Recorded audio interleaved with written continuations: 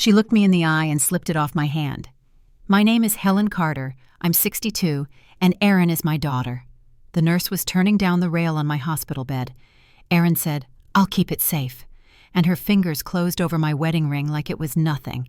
The sheet tugged at my wrist where the metal had been. I felt the small groove of skin, empty now. After that first jolt, I tried to hold on to ordinary things. The bracelet with my name on it clicked when I moved my arm. Erin read from a get well card I wrote her years ago. The tray table squeaked when the nurse rolled it close. I signed one form, then another. I wanted the day to be normal. I wanted to go home. "Mom, don't fuss," Erin said, smiling. "You're still groggy." "I saw you," I answered. I kept my voice level. "Give it back." "It never fit you," she said. "You imagined it." The nurse looked once at my bare hand and then at Erin's pocket. She kept her face calm, but I caught the flick of concern. I understood her job meant staying neutral. Still, it gave me a small anchor. Someone else saw the absence. A quiet witness can be a wall. The discharge clerk explained the copay and the last night's charge. I signed for my medication and thought about the ring. My husband saved for months to buy it back when he worked weekends. I kept it through lean seasons, when we paid a late utility bill and skipped dinners out. That ring wasn't extra. It was our promise in metal. The stakes were simple. If I let this slide, I would lose more than money. I would lose myself. At the elevator, Erin stood close. "You don't want to make a scene," she whispered. "I want my ring," I said. She tilted her head. "You're tired." 3 tight words rose in my mouth, and I let them out slow. "Give it back." Her smile stiffened. She leaned in, voice soft. "You don't need it. I'll hold it while you heal." I swallowed. "You took it." "Don't start. I saw you." "You're confused." "I'm clear." We moved through those lines like stepping on stones across water, each one slick. I felt the distance open under us. It scared me more than the hospital bills waiting at home. At the pharmacy window, I paid for the antibiotics with my card. The total wasn't huge, but the number still pinched. Erin watched the receipt print. "I'll grab the car," she said. She didn't meet my eyes. The nurse brought my jacket. "You have everything?" she asked softly.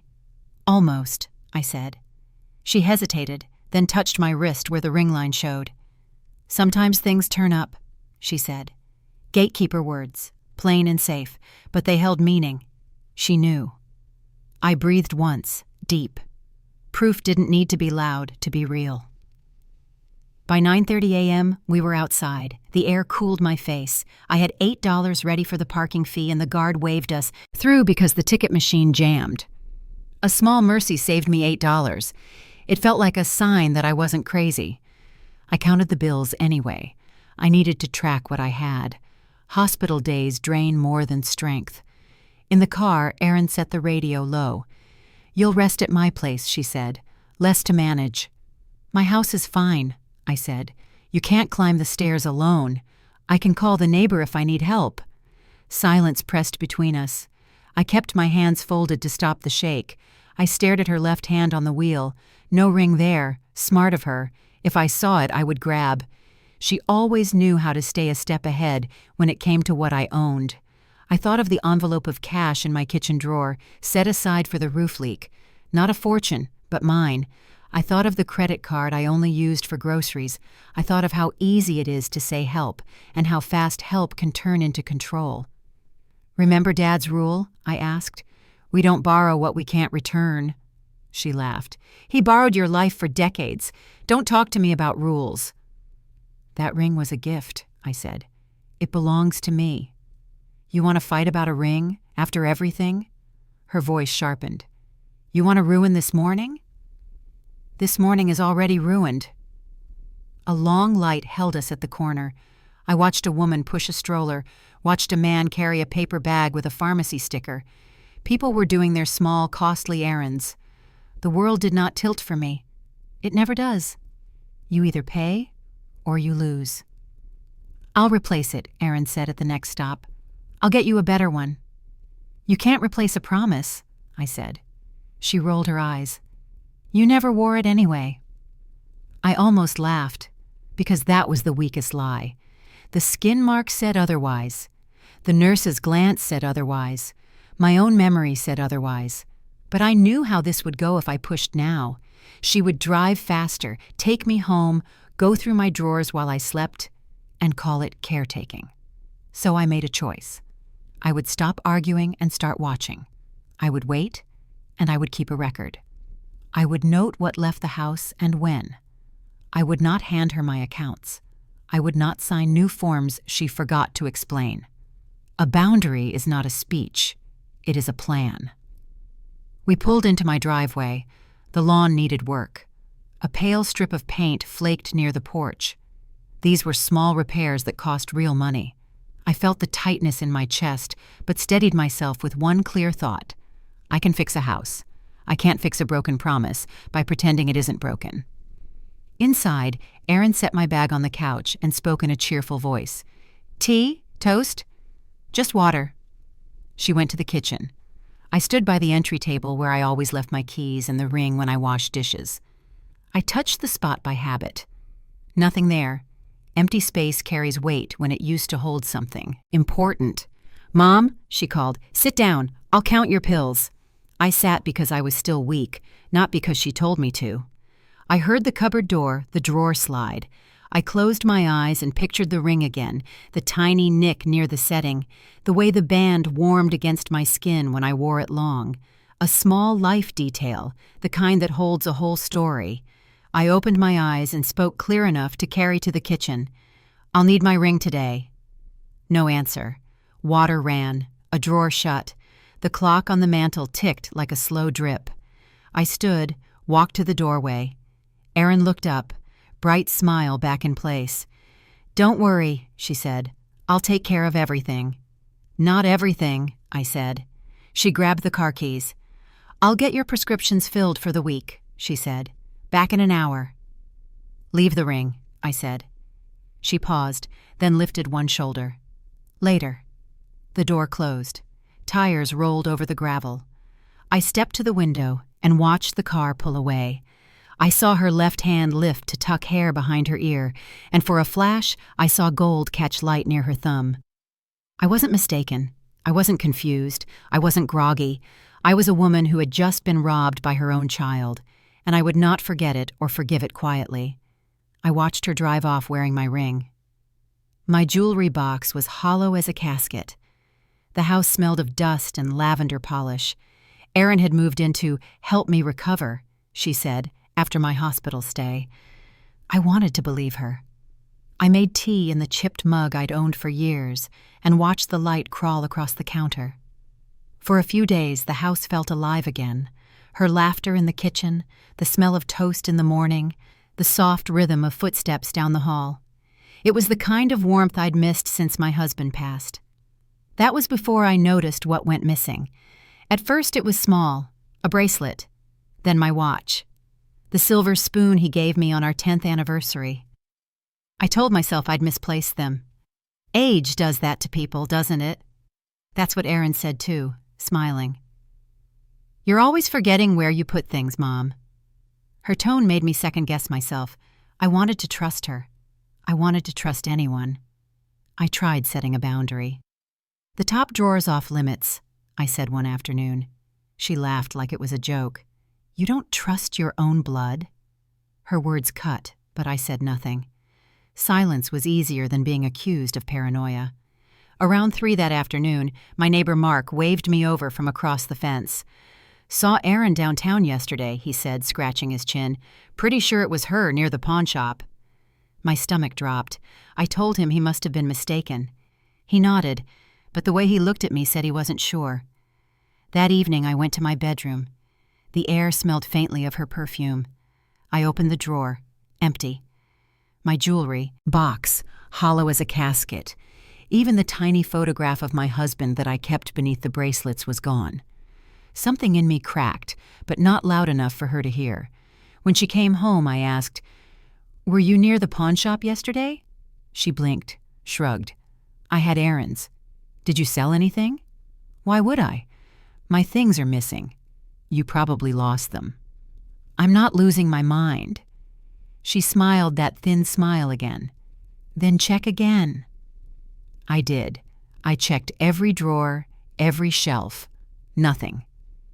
She sat on the couch scrolling through her phone while I searched. I caught a glimpse of a listing, some coastal rental, glossy and far from here. My heart dropped. "What are you looking at?" I asked. "Just dreaming," she said.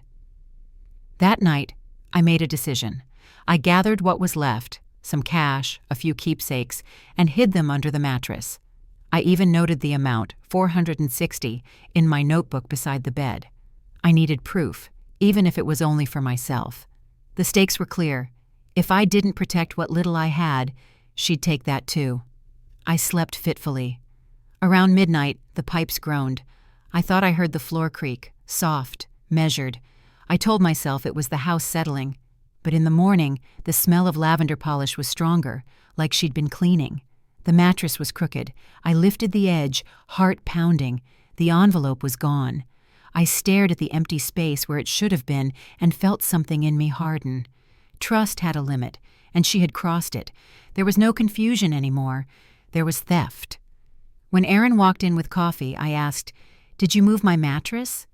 She tilted her head. "Why would I touch your bed?" "Because my money's gone."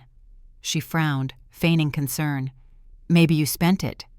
"I didn't." "Mom, please. You're tired. Rest." The gaslight flickered behind her words, almost gentle. That made it worse. I turned away before she could see my eyes fill. I knew she'd taken it, but I also knew I couldn't prove it yet. Not to her, not to anyone. Proof would have to come later. I looked at the empty drawer again and whispered to myself, she found my last hiding place.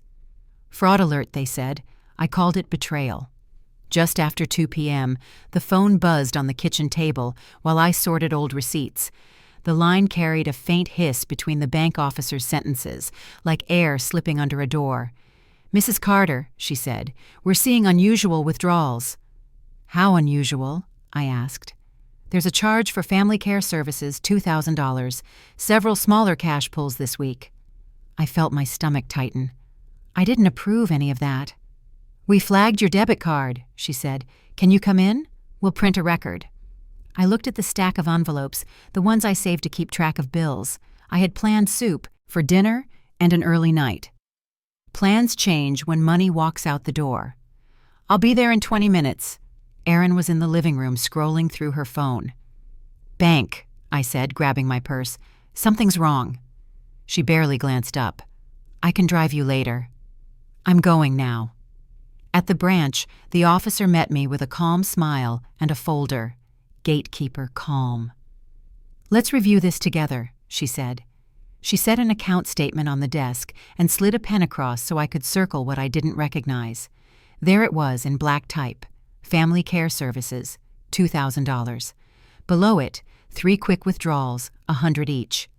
"I was in the hospital 2 weeks ago," I said, "but I didn't hire anyone." She nodded. "These were processed as card not present charges. Do you share your card?" "No," I said, then caught myself. Erin had helped with groceries after I came home. She had carried my wallet more than once. "My daughter handled errands," I added, "but I didn't give permission for this." "We can freeze the card and close the joint access on the checking account," she said. "We'll issue a new debit card in your name only." "Do it," I said. The decision felt like turning a key. Consent withdrawn. Boundary set. She printed another page and tapped a line.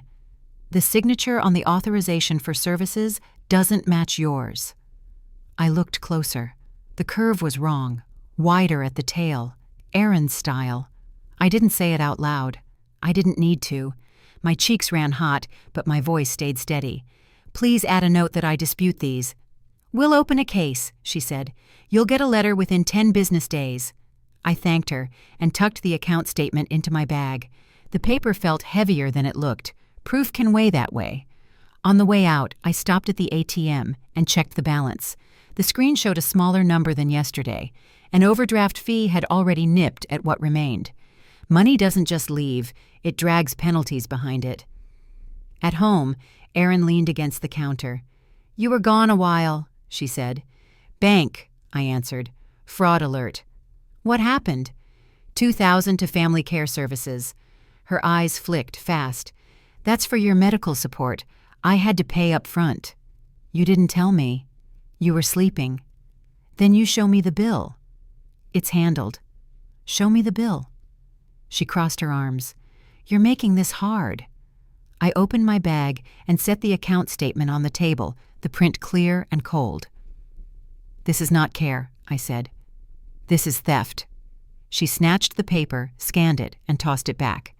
You think the world runs free? I saved you a spot with an aide. I booked time. You're welcome. You forged my name. You're dramatic. I closed the account, I said. I want my keys back. I want my card back. No more access. Her jaw worked. Then came the spike. You'd ruin my credit? You ruined my trust. You want me homeless? I want control of my life. After all I did? Give me the keys. Each line felt short and sharp, like tapping nails into a board. She stared at me, shocked that the nails held. She pushed off the counter and flung a cabinet door. You don't know how bills work, she said, voice rising. Insurance, co-pays, deliveries. You think any of that is free? I know exactly what isn't free, I said, pointing to the statement. This cost me more than money. I'm your daughter, she snapped. You're also a person who signed my name. She stepped closer, voice lower. Don't say that again. I will, I said, even softer. If it's true, I'll say it. She grabbed her coat. The door slammed so hard the photo frame by the hall shook. Minutes later, I heard Mark's lawnmower stop. He called from the porch. Everything okay? I answered through the screen. We're fine, though my hands told a different story, shaking as I folded the statement. By early evening, I had moved my checkbook and my small cash into a tin on the top shelf. I wrote down every dollar that remained. The stakes were plain. If I did not guard what I had, there would be nothing left for food, pills, or the roof. At 6 p.m., the front door flew open. Erin stormed in, cheeks flushed. You closed the account? She shouted. I did. You'll wreck my credit. It's my account. She pointed at the statement on the table. I did this for you. For me would have meant asking. The neighbor must have heard her shouting, because a few minutes later, a patrol car rolled to a slow stop outside. I didn't call. Mark probably did. An officer stepped in the doorway and asked if we were all right. Erin's voice changed so fast it made me blink. We're fine, she said sweetly, smiling like none of it had happened. Her voice turned sweet when the officer arrived. That night, I heard my own door lock from the outside. It was a thin click, quiet enough that someone might call it my imagination, but sharp enough to slice through any thought of rest. The air in the room was still. I reached for the handle. It wouldn't turn. A sound came from the hallway, her footsteps, then the steady hum of the television. She was watching one of those true crime shows she liked, the ones about people who disappeared in plain sight. The irony made me sick. She had told the nurse earlier that I'd been wandering at night. I hadn't left my bed. You need supervision, she said with a smile. She'd started using that word, supervision, like it was care, not control. The word sat heavy on me, like a chain hidden under silk. The next morning she unlocked the door as if nothing had happened. You slept well, she said. I didn't answer. I moved slower than usual, feeling my way through the quiet. The kitchen light was already on. The smell of eggs filled the room, rich and almost mocking. You're making breakfast? I asked. I thought I'd help more, she said, sliding a plate toward me. She never liked cooking. It was a show. I saw the game forming. Make me dependent, then call it love. When the visiting nurse came by, I waited until Erin went out to check the mail. Last night, she locked me in, I whispered. The nurse frowned. Are you sure? I'm sure, I said. She nodded, but didn't write it down. You're taking the new medication, right? Sometimes that causes confusion. My chest tightened. I wanted to grab her hand, tell her I wasn't confused. I was cornered. But I only said, "I remember what a locked door sounds like." 2 days later, a woman from social services knocked, clipboard in hand, kind eyes. Erin hovered behind her, sweet as sugar. "Mom's been having some memory slips," she told her. "I just want her safe." I almost laughed, but my throat burned too much for it. The woman asked questions. "Do you manage your pills? Do you feel safe at home?" I answered clearly, careful not to sound emotional. Every word felt like a test I could fail. The woman wrote, "Possible disorientation." I saw the flicker of doubt, but I also saw fear. Fear of being wrong, fear of taking a side. Erin walked the worker to the door. "You can call any time," she said brightly. The door shut, and I sat in my chair, holding my coffee. The cup trembled in my hands, not from weakness but rage. I realized then that this wasn't just theft anymore. This was a takeover. She wanted my house, my decisions, my dignity, piece by piece. That night I tried calling Mark, but my phone was dead. The charger was gone. My pulse raced. I checked the drawer where I kept extra cords. Empty. Every little thing I reached for was disappearing. She was rewriting the space around me, like rearranging the edges of who I was. I waited until midnight, counting each creak of the hallway floor. I needed proof. When she finally opened my door, thinking I was asleep, I pretended to turn. "You can't keep locking me in," I said quietly. She froze. Then, soft as honey, she whispered, "You're confused again, Mom. Go back to bed." I lay there, eyes open to the sliver of light under the door. I listened to her moving things, drawers sliding, bottles clinking. The sound of control disguised as care. My body was free, but my choices were not. She had found a way to lock me in without a key. In the morning, the door opened on its own. The lock was gone. She smiled, cheerful. "See? Nothing to worry about." My charger was missing, my pills were rearranged, and she looked proud, like a magician showing off her trick. I learned something that day. When someone tells your story for you, they own you. So I started keeping small notes, dates, words, moments, quiet proof. It was the only weapon left to me. Later, when the nurse asked how I was doing, I said, "Fine." The word tasted like surrender, but it was survival. The real fight would have to wait. She told them I was forgetting things again. It wasn't my word against hers anymore. Mark showed up with coffee and a worried face. "You should see this," he said, setting his phone on my table. He tapped the screen and a tiny video filled the glass. The picture showed the driveway and the porch. The porch light threw a small circle. The rest was dark. There she was, stepping out at night with my blue tote. She kept the bag close to her side and moved fast toward the car. In the next clip, she returned with the tote lighter and her pockets full.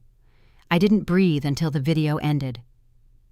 "Timestamp says just before midnight," Mark said. "I didn't want to assume anything, but I thought you should know." "Thank you," I whispered. "Sight can be mercy. It can also be a verdict." I asked if he'd send me the file. He hesitated. "Family stuff's messy," he said. "If the police come, I'll talk. I'd rather you handle it first." "I will," I said. He passed me a small flash drive and a look. When he left, I watched the clip again. The driveway, the porch light, the fast steps. I could feel the lie cracking. It was no longer my word alone. It was sight and movement and a door opening to the night. I printed a still frame on my old inkjet. The paper came out with a streak, but her face was there. The tote was there. My jewelry bag was there. I set the photo on the table and waited for the sound of her key. She came in around noon, talking about errands. I pointed to the frame. "Explain this." She stared, then smiled. "You printed a shadow." "That's you," I said. "You're seeing ghosts," she answered. "Mark's camera doesn't hallucinate." "You're sick." "I'm clear." My voice shook, but the words stood. She held the page to the window and laughed. "This proves nothing." "It proves enough," I said. "It proves you leave with my things." She shrugged. Maybe I took out trash. Maybe I carried laundry. You're losing it." I kept my hands on the table. "Bring back what you took." She looked past me at the cupboards, then back to the photo. "You want to turn this into drama? Be careful. People will think you need help." "I need the truth," I said. "I need food in the pantry and gas in the tank. I need my pension envelope untouched." She stepped closer. "Who buys food in this house?" "I do," I said, "with the money I earned and saved." "Then buy more," she snapped, opening the pantry door. Shelves bare. The sight punched harder than any word. She shut it quick. I slid the printed frame toward her. "I'm taking this to the police." She grinned, bright. "Mark won't back you. He hates trouble." "He'll speak if he must," I said. "So will I." We stood in the kitchen, across fault line I could finally see. I wasn't the woman she kept naming. I was a person with eyes, with proof, with the right to keep what was mine. The stakes were simple. If I stayed quiet, I would lose everything. She reached for the photo like it was trash. I held it tight. "Don't," I said. She leaned back, hands up. "Fine, keep your little picture." "Good. Then hear me now. No more keys, no more drawers, no more taking what I haven't offered." She rolled her eyes. "You can't stop me." "Watch me," I said. That night, I slipped the photo under her pillow. I didn't write a note. The still frame spoke in clean squares and shadows. It told her I saw her. It told her I was done pretending. In the morning, her room was empty. The pantry was emptier. My pension envelope was gone. The photo on her pillow was gone too. They said they were checking on my safety. I laughed. It was mid-morning when the knock came. 2 women stood on my porch, clipboard, ID badge, soft expressions. Behind them, steam curled from my kettle on the stove. I made tea, mostly to steady my hands. The smell filled the kitchen, warm but shaky, like the air before a storm. "Mrs. Carter, we're from Social Services," one of them said. "We received a report about possible concerns." I almost smiled. "Concerns about me?" "Yes. Your daughter filed a complaint." The words landed like stones. Aaron had beaten me to it. I was the problem now. "She said you've been confused, making unsafe choices," the older woman continued. "We're just here to make sure you're all right." I poured 3 cups of tea, slow and careful. "You'll want sugar," I said. "It's bitter without it." It wasn't about the tea, it was about control, showing them I could still offer something. I watched them take small sips and exchange glances. "She says you've been accusing her of theft," the younger one added. "Can you tell us your side?" "I have proof," I said. My voice stayed calm, but my hands trembled as I reached for the file folder. I'd kept it ready, the bank printouts, the still frame from Mark's camera. I laid them on the table between us like cards in a game I couldn't afford to lose. The older woman leaned forward. "When were these transactions made?" "After I left the hospital. The money went to a company called Family Care Services. I never hired them." She nodded, marking the date. "And this image? This was taken by your neighbor's camera?" "Yes, that's her, carrying my bag." They studied the photo, quiet. Then the younger one asked, "Have you had any trouble since?" "She locks doors, moves things, says I imagine it, but I remember what I own." Their pens scratched. The sound was both comfort and fear. Words on paper make things real, but only if they believe you. I looked at the older woman, her gray eyes steady. "I'm not confused," I said. "I'm cornered." She looked up. "I hear you." They stayed for nearly an hour, asking about bills, meals, prescriptions. I showed them the checkbook, the receipts, the new balance after I closed the joint account. I explained that I paid every utility myself. My handwriting proved more stable than my voice. When they stood to leave, the younger woman touched my arm gently. "We'll be in touch. You've been brave to speak up." Brave sounded like pity, but I took it anyway. After they left, I stood at the sink and watched the steam fade from the last cup. The smell lingered, a ghost of comfort. For the first time in weeks, I felt a flicker of power that wasn't hers. That evening, around 8 p.m., a car screeched into the driveway. Erin's. She was shouting before the door opened. "You called them on me? You ruined my life!" I didn't move. They called me. "You think you're safe now? You're not." I told the truth. She slammed her hand against the wall. "They suspended my access card. I can't even buy groceries. You want me to starve?" "I want you to stop stealing from me," I said quietly. Her voice broke into a sob that wasn't grief. It was fury wrapped in guilt.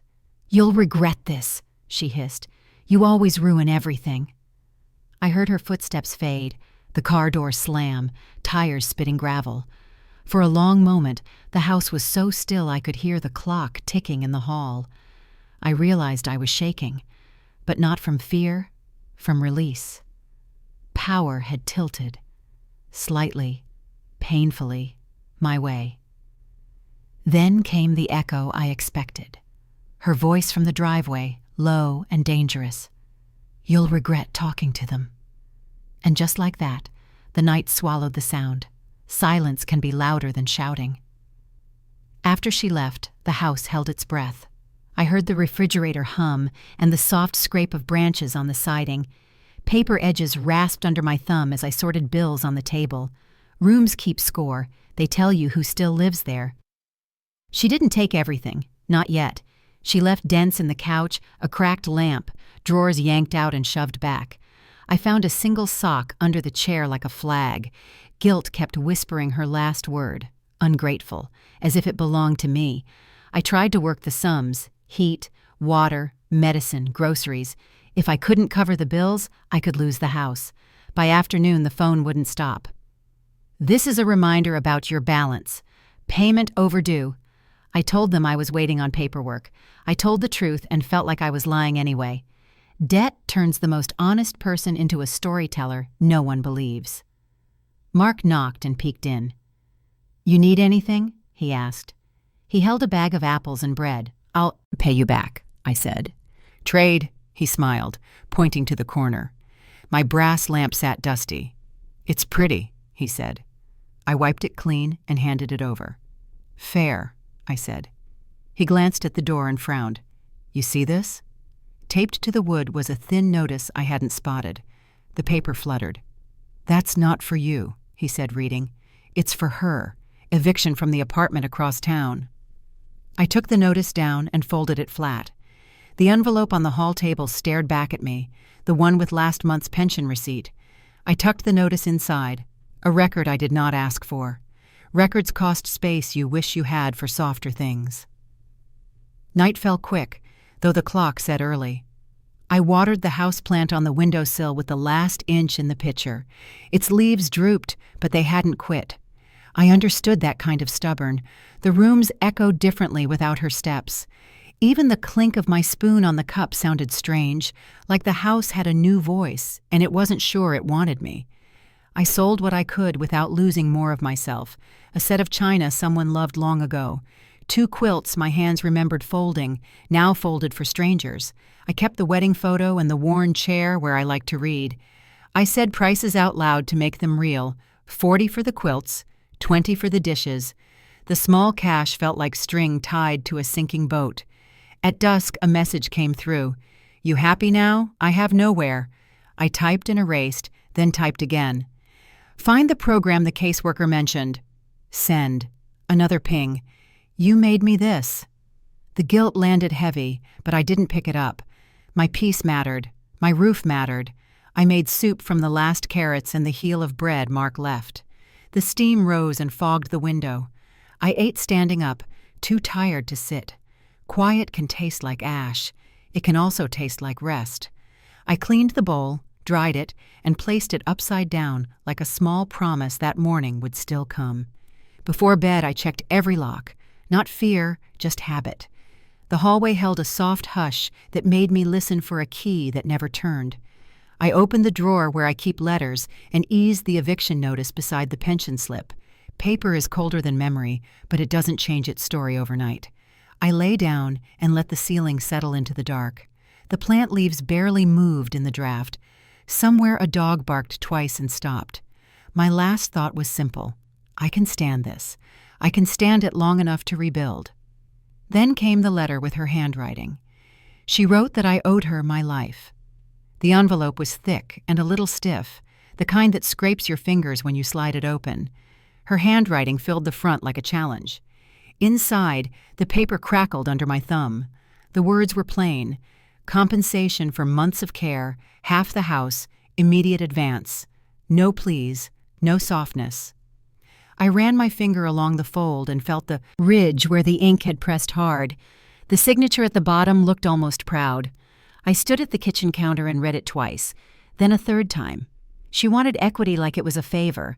She called it making things fair. I thought about taxes, the roof repair I kept postponing, the winter bill that would jump in December. Half the house was not a request. It was a plan to take what was left of me and sell it to pay for the rest of her life. At 11 a.m., I walked to the community legal clinic 2 blocks away. The waiting room was quiet. A stack of forms sat by a chipped mug. A man in a blue sweater called my name and led me to his small office.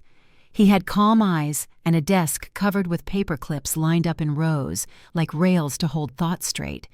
"Tell me," he said. I slid the letter across. "She wants half my house," I said.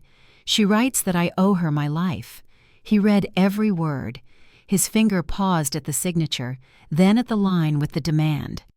He didn't sigh. He didn't flinch. "This looks like intimidation," he said, voice low. "It edges toward extortion, depending on context." "She says it's payment for care," I said. "But she took what she wanted without asking." "Do you depend on her financially?" he asked. "No. I live on a pension and a small savings. I pay my bills myself." He nodded. "Then we need to set a boundary in writing. You will withdraw any voluntary financial support. We'll make that clear. We will not insult. We will not accuse. We'll state limits and consequences." "Will that stop her?" I asked. "It may start a fight," he said, "but a fight on paper is better than a fight at your door." He typed while I spoke. Dates, the bank charges, the video still, the past threats. He kept the proof list short. "One artifact is enough," he said. "Don't bury your truth." When he finished, he handed me a draft. The words were clean and steady. Formal notice. No more transfers, no more shared access, all future contact in writing. If she needed support, she could apply to the program the caseworker named. He explained each line in plain speech until I could say it back. I signed at the bottom. My hand didn't shake. He made 2 copies, one for me, one to mail certified. He refused any fee. "We're grant-funded," he said and smiled, "but your calm is payment enough." This was not help. This was defense. I walked home holding the envelope with my copy and felt the corner rub my palm. I placed it beside the threat she sent. 2 papers, 2 signatures. One asked for half my life. One said no. That evening, I left the notice on the hall table for pickup and made tea I didn't want. The phone lit at 7 p.m. First a text. "You chose strangers over family." Then another. "You'll pay for this in court." I typed 3 words and deleted them. Silence had more weight than anything I could send. 2 days later, a knock. A man in a gray suit asked for me by name and handed over a packet. Court summons. The header made my stomach drop even before I read the reason. Neglect. The story turned upside down in black ink. Her signature sat near mine in the acknowledgement section, a neat flourish under a lie. I stood in the doorway and breathed until the floor stopped tilting. Mark saw the paper from his yard and called over. "Everything okay?" "I have a date to keep," I said. It was all I could manage. I set the summons next to her letter. Paper against paper. Truth and lie trading places. I called the clinic. The advisor picked up on the second ring. "Bring it in tomorrow," he said. "We'll answer on time." I carried the packet to the table and traced the seal with my finger. I thought of my husband's steady laugh, the way he would have read this aloud and shaken his head. I wished he could see me now. I wished he didn't have to. That night I slept with the envelope under a book, like weight would keep the world from sliding again. In the morning, I brewed coffee and held the cup until the warmth reached my knuckles. When the phone rang at noon, I answered. A new voice spoke with a smooth tone and a polite edge, and the first sentence curled like smoke. Her lawyer called it a family misunderstanding. The courtroom smelled like fear and disinfectant. The benches were polished, the floor too clean, and every cough echoed. The clerk called the case, voice tight as string. Behind the witness stand, a recorder blinked red. I heard the buzz of vents and the shuffle of papers. Even the gavel on the block seemed to wait to speak. My attorney leaned toward me and whispered, "Steady. We do this step by step." I nodded. After 3 p.m., the judge entered. We stood. I kept my eyes on the seal and told myself to breathe and tell the truth. Erin took the stand first. She swore the oath without looking my way. "She's unstable," she said. "She forgets pills. She misplaces money. She accuses me of theft when I'm helping." Her voice was smooth. The lawyer beside her handed up a folder. "We request a guardianship review," he said. He smiled at me. My attorney rose. "Let's watch something," he said, and asked the clerk to play the video. The screen showed my porch, the porch light, the tote at her side. Midnight stamped in the corner. Footsteps, car door, engine. The sound wasn't loud, but it settled the room. The bailiff stopped moving. "Is that you?" my attorney asked. "It's dark," she said. "Is that your car?" "Lots of cars look alike." He paused.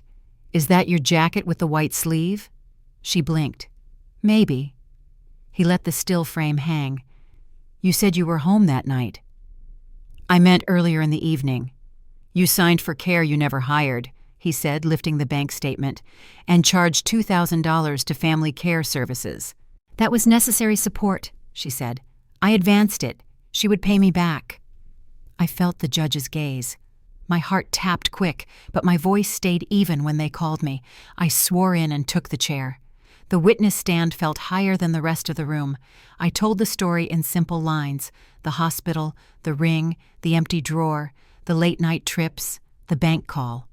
I closed the account. I withdrew consent. She kept taking anyway.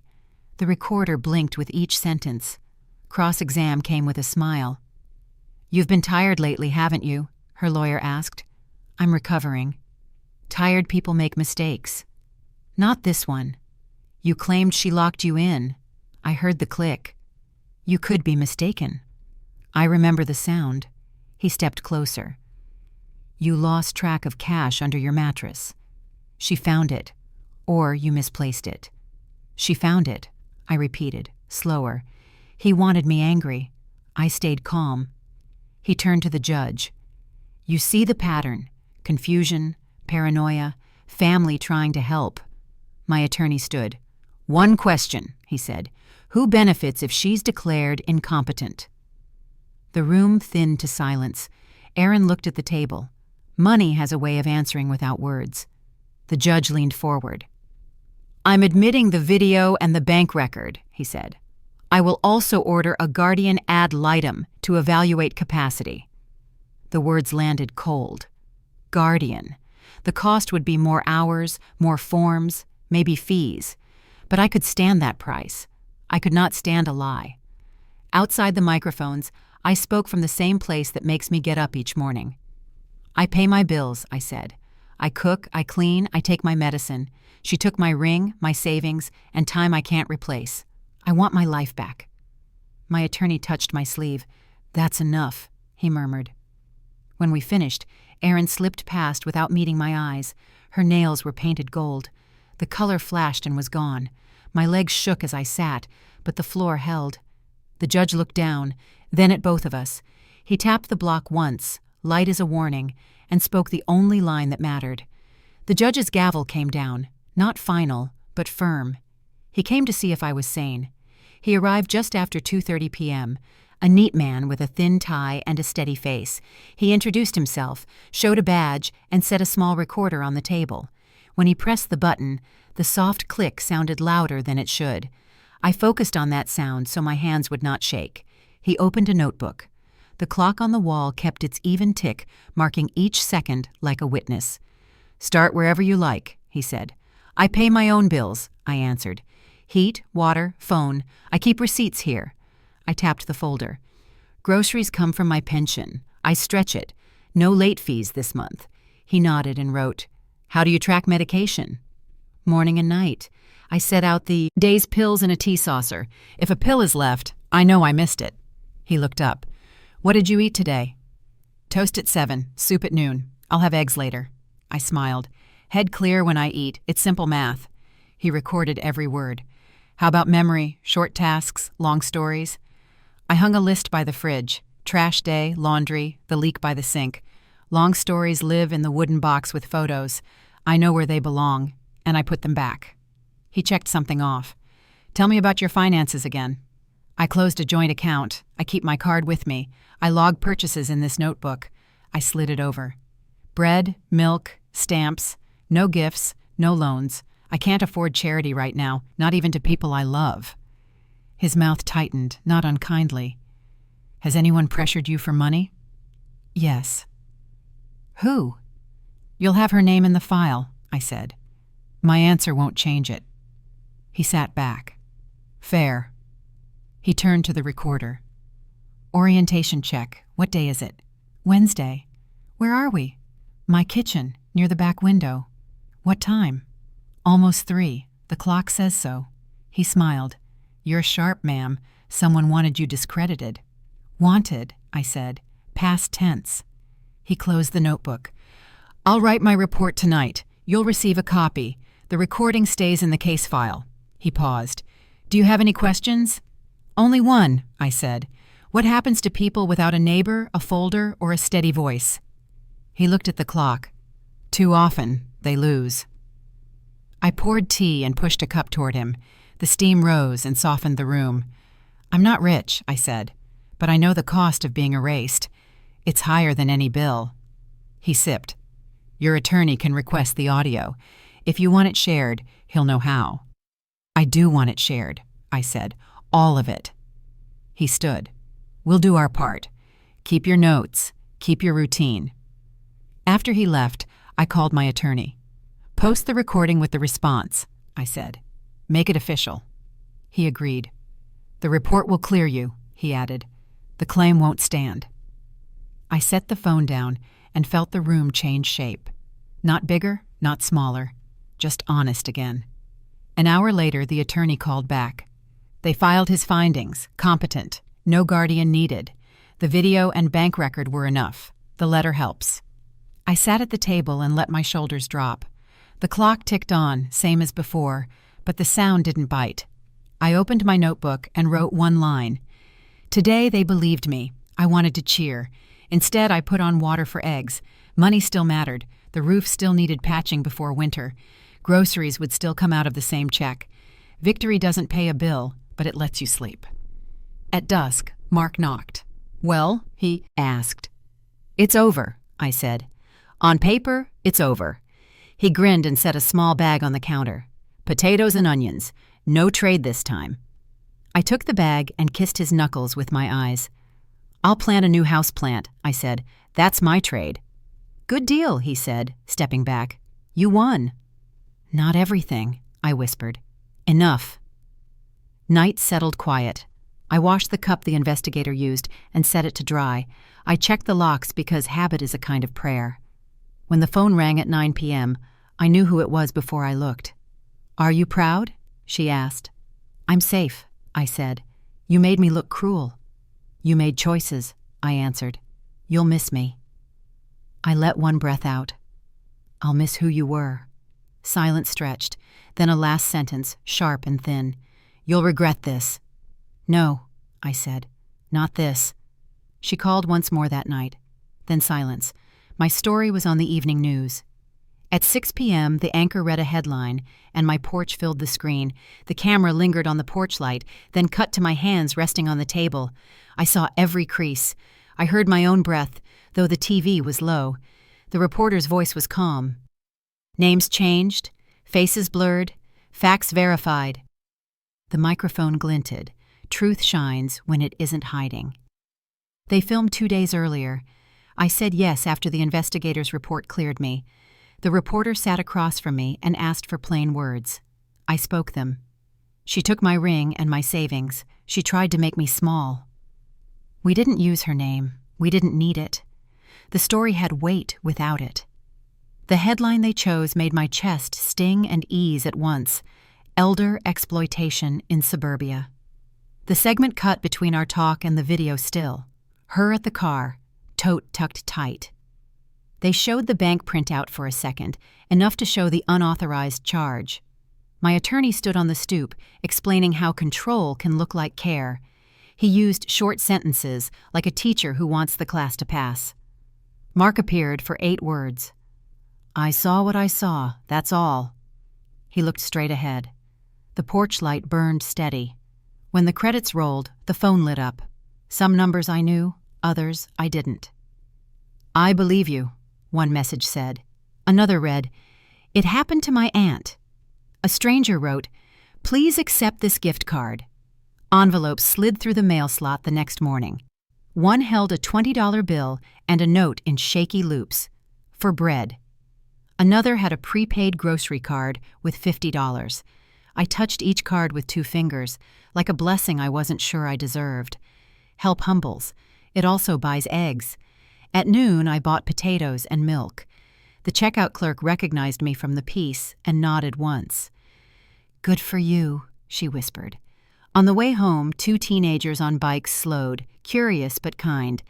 An older man lifted a hand from his porch. Small witnesses. Not a crowd, but enough.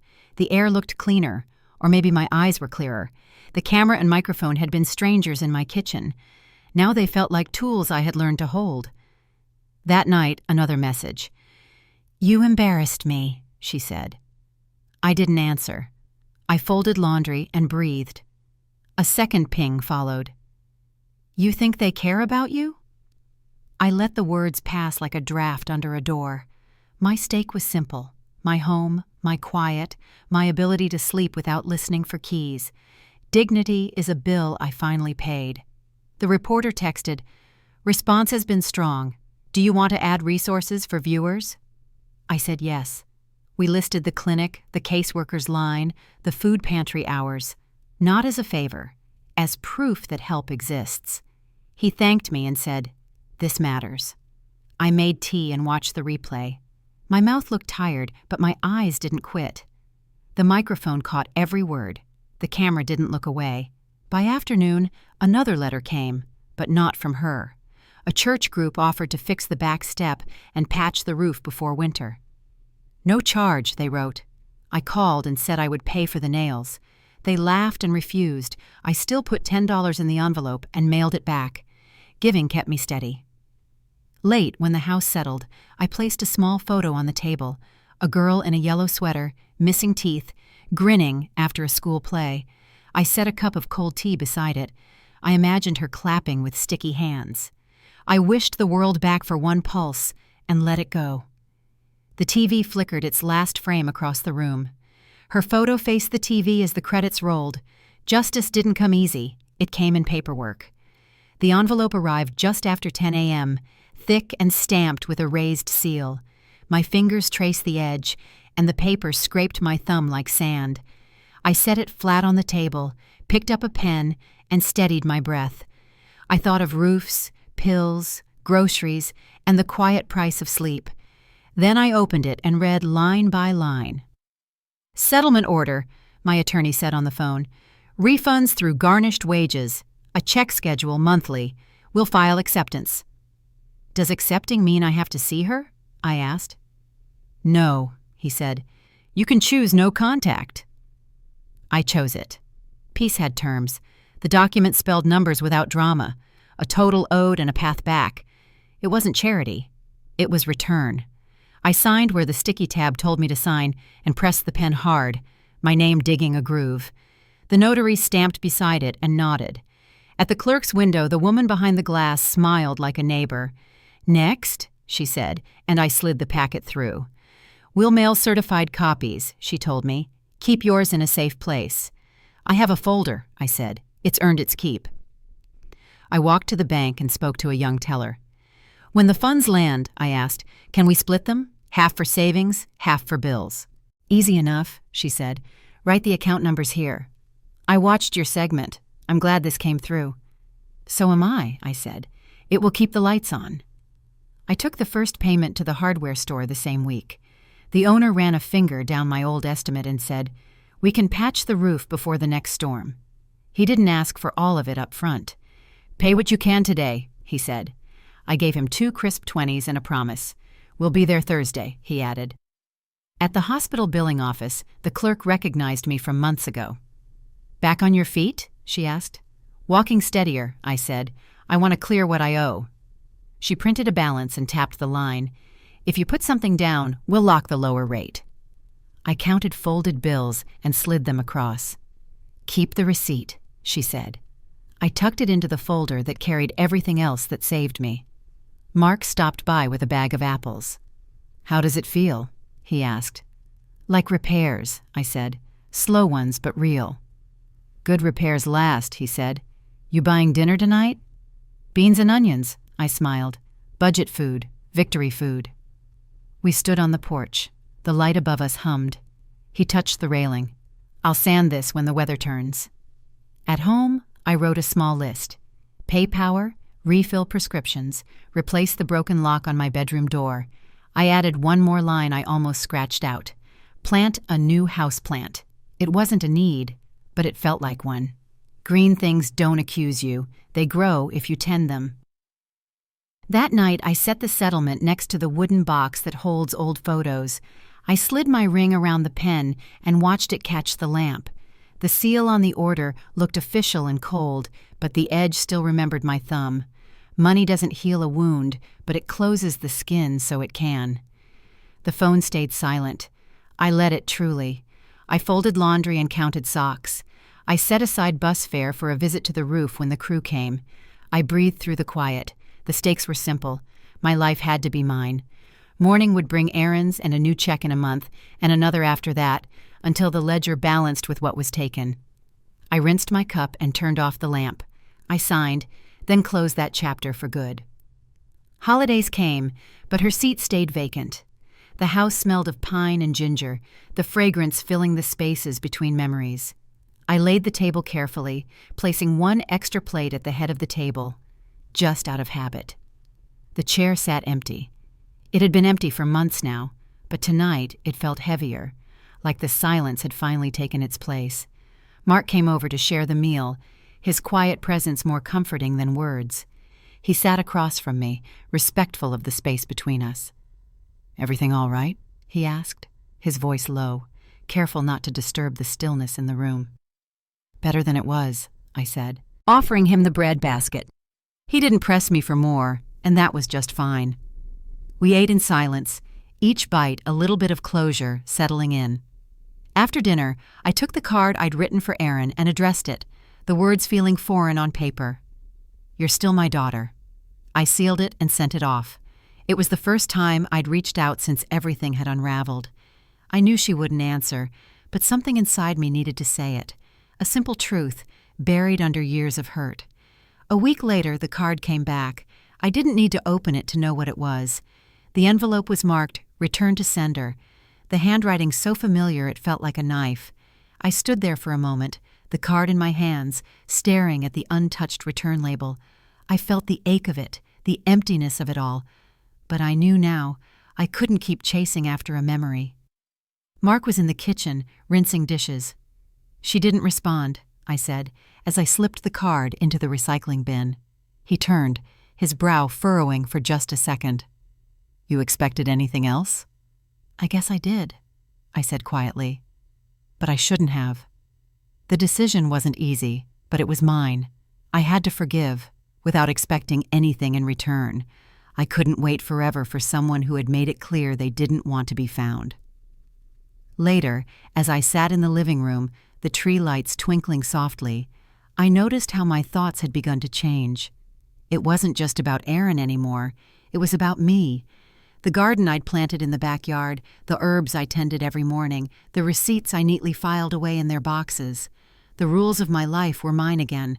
No more wondering if she would call, no more holding my breath for a knock on the door. Life had its own pace now, and I could finally breathe in it. That night I sat alone, staring at the chair that once held so much promise, so much pain. I didn't wait for her. I didn't look for her car in the driveway. I didn't have to. I knew it was time to leave that empty space behind. I lit a candle on the table, watching it flicker, then steady. The flame held strong in the dim light, just like I was learning to. The candle flickered once, then held steady. I finally took the ring off again, by choice. Morning light touched my hands as I slid the ring off. It wasn't a gesture of loss, but of freedom. The metal was cool against my fingers, its weight lighter now, as if it had been holding more than just the promise of a past I no longer needed to carry. I placed it on the windowsill where it caught the sun, proof of survival, not possession. For so long, that ring had been a symbol of everything I had lost, but now it was just a thing I no longer needed. The clock chimed 9. The house was quiet, a stillness that had grown comfortable, like an old sweater you've worn so many times it fits just right. I brewed a pot of coffee, its scent filling the space between my thoughts.